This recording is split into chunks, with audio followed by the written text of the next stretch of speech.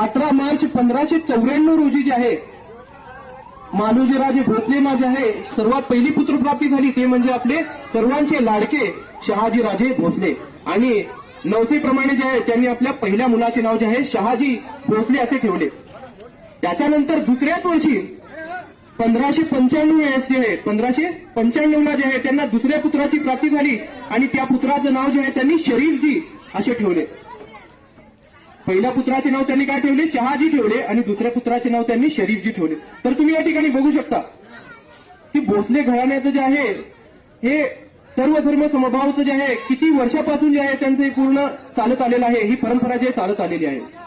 तर शहा शरीफ बाबांच्या कृपेने जे आहे छत्रपती शिवाजी महाराजांचे वडील म्हणजेच शहाजीराजे भोसले व शिवाजी महाराजांचे काकाश्री म्हणजेच आपले शरीफजी भोसले हे दोन्ही जे आहे मालोजी राजेंना जे जन्माला आले आणि त्यांना जे आहे त्यांचे नाव देण्यात आले.